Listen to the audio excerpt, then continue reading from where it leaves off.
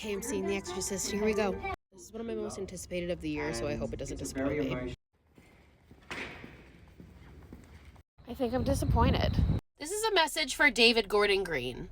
How are you going to follow up arguably the most iconic horror movie ever created with a subpar, mediocre, forgettable movie? I'll wait. I should have known this was going to happen after he absolutely destroyed the Halloween franchise, but I was hopeful. Because at least with his Halloween franchise, the first one was great.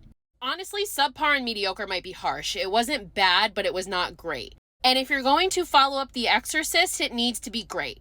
First thing I didn't like right off the rip, I feel like they did Ellen Burstyn absolutely dirty. I don't want to give spoilers right now, I'll get to that at the end as to why. Second thing, there was such a heavy, overwhelming focus on religion in this movie. I get it was demonic possession. I get that. It has a religious background, but it was not necessary. And that was not done in any other Exorcist movie, so I don't know why there was such a heavy focus on that. And it was so much that it was, unenjoyable. The thing with the 1973 The Exorcist is it is a movie that traumatized an entire generation of people. People were seeing this movie and passing out in the theater and having heart attacks and going into premature labor. This movie does not even have one scene that made me flinch or feel even remotely close to fear. Yes, I understand that might be a personal thing because I watch a lot of horror movies, maybe I'm desensitized, but again, even The Exorcist original doesn't scare me, but it's absolutely unsettling and you can understand why people were passing out. This does not have that essence in it whatsoever. And I know that's a lot to expect and that's a lot to put on a movie, but again, if you're gonna do it, you need to fucking do it right.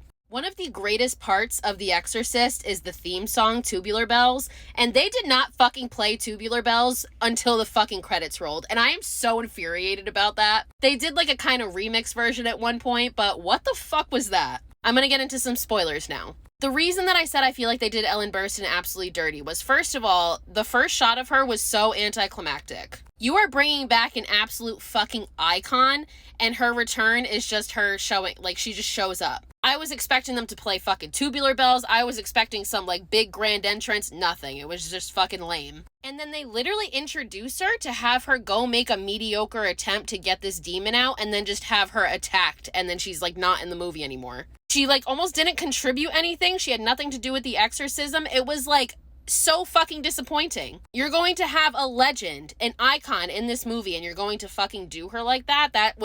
I'm so mad. The fucking priest got more intense music at his entrance into the exorcism than Ellen Burstyn did. They were cheering for that priest like he was gonna save the day, and this motherfucker had been a blubbering, pansy-ass bitch mess the whole entire fucking movie. What is he gonna do? And then he makes a half-ass attempt at an exorcism and then dies in 2 minutes. Glad you all fucking cheered for him. And he got a better entrance than Ellen. I'm working myself up because now I'm realizing how actually upsetting this is. The best part of this movie, and the part that I cried at, was when Linda Blair showed up at the end. But again, I'm so mad that that had nothing to do with what was actually going on. But I'm trying to cling on to something positive here, so I'm happy that she was in it at all.